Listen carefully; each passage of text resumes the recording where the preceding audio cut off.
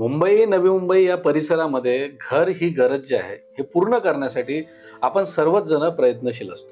आणि जेव्हा ही गरज पूर्ण करायला आपण जातो, म्हणजे जेव्हा आपण गृह खरेदी करायला जातो, त्यावेळेस मोठा प्रश्न हा निर्माण होतो, की आपण घर घ्यायचं कुठे? सिंगल बिल्डिंग म्हणजे एक एकल इमारत जी असते ती, किंवा मग गृहसंकुल म्हणजे कॉम्प्लेक्स किंवा आपण त्याला टाउनशिप पण बोलतो. आता या दोन्ही गोष्टींचे काही फायदे आणि काही तोटे असतात.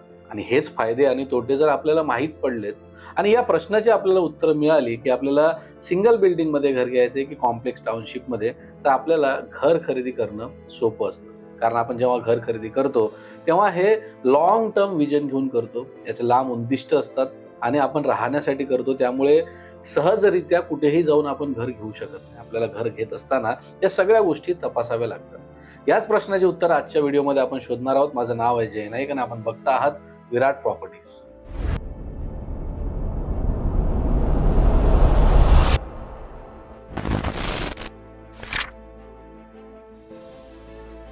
आधी समजून घेऊया कॉम्प्लेक्स म्हणजे काय. बघा, मुंबई, नवी मुंबई हे कॉन्क्रीट आणि सिमेंटीकरणाचं जंगल आहे आणि अशा जंगलमध्ये मोकळी जागा मिळणं फार कठीण आहे. आणि कॉम्प्लेक्स म्हणजे काय, तर कॉम्प्लेक्स मध्ये एक इमारत नसून अशा खूप साऱ्या इमारती असतात. त्या सगळ्यांची मिळून एक कॉम्प्लेक्स बनतो, ज्यामध्ये गार्डन असतं, ज्यामध्ये योगा सेंटर असतो, क्लब हाऊस असतो, जिम असतो, स्विमिंग पूल असतो, खेळण्यासाठी, वृद्धांना बसण्यासाठी जागा असते. अशा खूप सारे कॉम्प्लेक्सेस आणि टाउनशिप जे आहे ते मुंबईमध्ये उपलब्ध आहेत.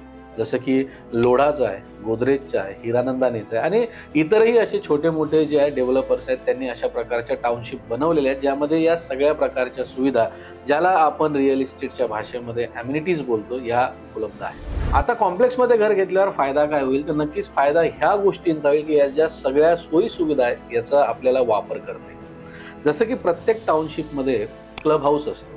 आता क्लब हाऊसमध्ये आपण काय करू शकतो? क्लब हाऊसमध्ये आपल्या घरात एखादा समारंभ आहे, कोणाचं लग्न आहे, त्याचं रिसेप्शन आहे, वाढदिवस आहे किंवा कुठल्याही प्रकारचा प्रोग्राम आहे, तर या क्लब हाऊसमध्ये आपण ते प्रोग्राम अरेंज करू शकतो. आपल्याला इतर बाहेर ठिकाणी कुठले हॉल बुक करायची आपल्याला गरज नसते. सकाळी उठून आपल्याला जिमला जायचं आहे, तर अशा प्रकारच्या कॉम्प्लेक्सेसमध्ये स्वतःचं जिम उपलब्ध असतं. तिथे जाऊन आपण व्यायाम करू शकतो. जॉगिंग ट्रॅक्स अवेलेबल असतात. त्यासोबतच योगा सेंटर असतं, वृद्धांना बसण्यासाठी जागा असते. प्लस लहान मुलांना खेळण्यासाठी चिल्ड्रन्स प्ले एरिया पण असतो. छोटी छोटी गार्डन सुद्धा असतात. तर त्यामुळे आपल्याला मग व्यायाम करायचा आहे किंवा आपल्याला समारंभ साजरे करायचे आहेत किंवा मग आपल्याला एक शांततेत बसायचं आहे, मोकळी जागा आपल्याला हवी आहे, तर ही सगळ्या सुविधा ज्या आहेत कॉम्प्लेक्समध्येच पुरवल्या जाऊ शकतात, जी एकल इमारत किंवा सिंगल बिल्डिंग मध्ये उपलब्ध नसतात. दुसरं, या अशा कॉम्प्लेक्समध्ये सण उत्सव साजरे करतात. सण उत्सव साजरे करत असल्यामुळे बऱ्याच लोकांशी आपली ओळख होते, नवे नवे संबंध निर्माण होतात आणि आपण एकमेकांच्या सणांमध्ये सामील होऊ शकतो, सहभागी होऊ शकतो. जसं की आता हे मुंबई आहे. मुंबई एक प्रकारे पूर्ण भारत या मुंबईमध्ये एकवटलेला आहे. मुंबईमध्ये वेगवेगळ्या राज्यातून आलेले लोक राहतात. वेगवेगळ्या लोकांची वेगवेगळी संस्कृती असते आणि या सगळ्या संस्कृतीची ओळख जेव्हा आपण कॉम्प्लेक्समध्ये राहतो तिथे आपल्याला होते. तिसरा फायदा हा आहे कॉम्प्लेक्समध्ये घर घेण्याचा, की तिथे सुरक्षा ही कडेकोट असते. म्हणजे 24 तास प्रत्येक विंगमध्ये, प्रत्येक बिल्डिंगमध्ये वॉचमॅन असतो. प्रत्येक बिल्डिंगमध्ये सीसीटीव्ही कॅमेरा आणि सगळ्या गोष्टी कव्हर असतात. 24 तास पाण्याची सुविधा असते, इलेक्ट्रिसिटीची सुविधा असते. कारण कॉम्प्लेक्समध्ये या सगळ्या गोष्टी बिल्डर जेव्हा हा टाउनशिप किंवा कॉम्प्लेक्स बनवतो, ते इंडिव्हिज्युअली या सगळ्या गोष्टी स्वतःच्या स्वतंत्र करून ठेवतो. त्यामुळे तिथे पाण्याची समस्या, इलेक्ट्रिसिटीची समस्या होत नाही. सोबतच मोठ्या कॉम्प्लेक्सेसमध्ये कचरा व्यवस्थापन सुद्धा केली जातो. हे काही ठराविक फायदे आहेत जे कॉम्प्लेक्समध्ये घर घेता येत त्यांच्यासाठी. आता कॉम्प्लेक्समध्ये घर घेतल्याचा तोटा काय? तोटा बस दोन गोष्टीचा आहे. एक तर या सगळ्या गोष्टी जेव्हा आपल्याला हव्या आहेत, की आपल्या घरासमोर कचरा घ्यायला एक व्यक्ती आला पाहिजे, आपल्या बिल्डिंगच्या खाली एक वॉचमॅन असला पाहिजे, आपल्याला 24 तास पाणी, 24 तास इलेक्ट्रिसिटी उपलब्ध असली पाहिजे, आपला परिसर स्वच्छ असला पाहिजे. या सगळ्या गोष्टीसाठी लागतो खर्च आणि हा खर्च प्रत्येक रहिवाशाला जो कॉम्प्लेक्समध्ये राहतो त्यांना मेंटेनन्सच्या नावाने द्यावा लागतो. मेंटेनन्सच्या नावाने हा खर्च निश्चितच जे एकल संकुल असतं, म्हणजे सिंगल बिल्डिंग असते, सिंगल बिल्डिंग प्रोजेक्ट जो असतो त्यापेक्षा अधिक असतो.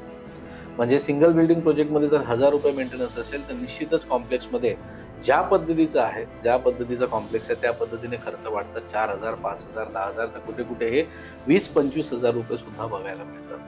तर हा एक तोटा आहे की जर अशी सगळ्या गोष्टी तुम्हाला हव्या असतील तर त्यासाठी निश्चितच किंमत मोजावी. दुसरं असं की सण उत्सव साजरे करतात पण बऱ्याच लोकांना एकांत आवडतो, प्रायव्हसी आवडते, तर त्या एकांत आणि प्रायव्हसीचा भंग होऊ शकतो. लोक वारंवार जर आपल्याशी एकमेकाला येऊन जुळून मिसळून बोलायला लागले, हे करायला लागले, तर ती आपली एक एकांतता भंग होऊ शकते. बाकी दुसरा कुठल्याही प्रकारचा त्रास कॉम्प्लेक्समध्ये होत नाही. आता सिंगल बिल्डिंग प्रोजेक्ट म्हणजे काय, तर एकदम नावातच समजून आलं असेल की सिंगल बिल्डिंग प्रोजेक्ट मध्ये एक सिंगल बिल्डिंग, एक एकल इमारत, ज्यामध्ये 10 माळ्याची, 15 माळ्याची, 20 माळ्याची, किती माळ्याची ती असू शकते. त्यामध्ये 1, 2 किंवा 3 विंग्स असू शकतात. आता इथे फायदा कोणाला होतो? जे मध्यमवर्गीय लोक आहेत, ज्यांना महागडा फ्लॅट किंवा महागडा घर खरेदी करायचं नाहीये, त्यांचं बजेट थोडंसं फायनान्शियली लो आहे, तर अशा बिल्डिंग मध्ये ते लोक घर घेऊ शकतात. आणि असं नाहीये की जसं कॉम्प्लेक्समध्ये सुविधा असतात तशा सिंगल बिल्डिंग मध्ये सुविधा नसतात. सुरक्षेच्या सुविधेच्या बाबतीत तर कॉमन एक वॉचमॅन असतो पूर्ण बिल्डिंगसाठी एक. तेच कॉम्प्लेक्समध्ये प्रत्येक विंगसाठी वेगवेगळा वॉचमॅन असतो. इथे एक बिल्डिंगसाठी एक वॉचमॅन असतो, 24 तास असतो. त्यानंतर इथे सुद्धा पाण्याची व्यवस्था असते, पण ती पाण्याची व्यवस्था ही डिपेंडेड असते की ज्या ठिकाणी ते आहे. म्हणजे म्युन्सिपाल्टीमध्ये असेल तर म्युन्सिपाल्टीच्या पाण्यावरती ते अवलंबून राहावं लागतं. प्लस पार्किंगची व्यवस्था असू शकते किंवा नसू सुद्धा शकते. काही बिल्डिंग्स, एकल इमारती अशा आहेत की ज्यामध्ये फक्त मोटरसायकल, 2 व्हीलर्स यांनाच फक्त पार्किंग मिळतो. 4 व्हीलर साठी पार्किंग बाहेर करावी लागते. दुसरं म्हणजे असं की यामध्ये सीसीटीव्ही आणि या सगळ्या गोष्टी मिळतातच. पैशाच्या बाबतीत, फायनान्शियली बाबतीत एकल इमारत थोडं स्वस्त असते कॉम्प्लेक्सच्या कंपॅरिझन मध्ये. त्यामुळे इथे परवडणारे घरं मिळतात. मुंबईमध्ये जे महत्वाची संकल्पना आहे की परवडणारे घरं कुठे मिळतात, तर तुम्हाला सिंगल बिल्डिंग प्रोजेक्टमध्ये परवडणारी घरं मिळू शकतात. निश्चितच कॉम्प्लेक्समध्ये ज्या प्रकारच्या सोयी सुविधा आहेत त्यासाठी लागणारा जो खर्च आहे तो खर्च एकल इमारतीमध्ये येत नाही. इथे एक हाऊसकीपिंग वाला असतो जो सकाळी येतो आणि तुमच्या बिल्डिंगचा कचरा साफ करून जातो. नंतर वॉचमॅन आहे, सीसीटीव्हीचा थोडा बहुत खर्च आहे. तर यामुळे मेंटेनन्स जो आहे तो सुद्धा कमी असतो जेव्हा सिंगल बिल्डिंग मध्ये तुम्ही घर घेता. जे कॉम्प्लेक्समध्ये घर घेतात त्याच्या कंपॅरिझन मध्ये हे सिंगल असतं. तर हाच एक थोडा फायदा जो आहे घर घेण्याचा, की परवडणाऱ्या किमतीत सिंगल बिल्डिंग प्रोजेक्टमध्ये, एकल इमारतीमध्ये तुम्हाला घर मिळतो. पण याचे तोटेही अनेक आहेत. जर तोट्यांचा विचार आपण केला तर सर्वात महत्वाचा जो आहे तो म्हणजे स्वच्छता. आणि स्वच्छता एकल बिल्डिंग इमारतीमध्ये जास्त प्रमाणात मेंटेन केल्या जाऊ शकत नाही, कारण यांच्या कचऱ्याचं व्यवस्थापन नसतं. प्रत्येक घराच्या समोर, फ्लॅटच्या समोर कोणी कचरा घ्यायला येत नाही. जशा कॉम्प्लेक्समध्ये जसे येतात, टाउनशिपमध्ये जसे येतात, तसं एकल बिल्डिंग प्रोजेक्टमध्ये येऊ शकत नाही. त्यामुळे प्रत्येक व्यक्तीला खाली जाऊन, जे एक सार्वजनिक जागा त्या बिल्डिंग प्रोजेक्टमध्ये असेल जिथे कचरा टाकायचा तिथे जाऊन टाकावं लागतं. खूप लोक टाकतात, खूप लोक कधी कधी टाकत नाही. आणि एकत्र सगळ्यांनी येऊन टाकल्यानंतर तो खूप भरून नाही का बाहेर ओव्हरलोड होतो, बाहेर पडलेला असतो सगळा कचरा. त्यामुळे कचऱ्याचं व्यवस्थापन होत नाही. पार्किंगची व्यवस्था नसते. असं सण समारंभ असतील तर आपल्याला जाऊन क्लब हाऊस दुसरीकडे किंवा एखादा हॉल बुक करावं लागतं, ते आपल्याकडे नसतात. सिंपल भाषेत सांगायचं तर कॉम्प्लेक्समध्ये ज्या सोयी सुविधा असतात त्या सोयी सुविधा एकल इमारतीमध्ये नसतात. फक्त फरक एवढा आहे की टाउनशिपमध्ये घर तुम्हाला थोडंसं महागडं मिळतं, पण त्यासोबत सगळ्या गोष्टी ज्या आहेत तुम्हाला मिळतात. त्यासाठी खर्च सुद्धा करावा लागतो. सिंगल बिल्डिंग प्रोजेक्टमध्ये तुम्हाला स्वस्त घर मिळतो, परवडणारा घर मिळतो, आणि त्यामध्ये एवढा खर्च मेंटेनन्सचा करावा लागत नाही. आता तुमचा बजेट किती आहे, तुमची सॅलरी किती आहे, तुमचा फिक्स्ड इन्कम किती आहे, या सगळ्या गोष्टींचा विचार करून, आणि तुम्हाला कशा पद्धतीची जीवनशैली जगायची आहे, कशी लाईफस्टाईल तुम्हाला हवी आहे, तुम्हाला भविष्याच्या उद्दिष्टातून कशा प्रकारचं घर हवं, या सगळ्या गोष्टींचा विचार करून तुम्ही एकल इमारतीत घर घ्यायचं की कॉम्प्लेक्समध्ये घ्यायचं हे ठरवायचं.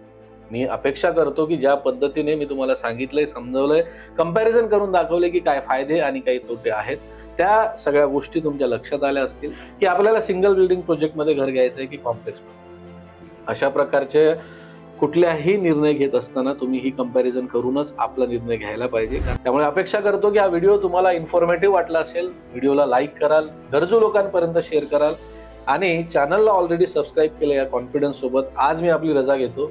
भेटूया पुढच्या व्हिडिओमध्ये. तोपर्यंत तुमची काळजी करा. धन्यवाद.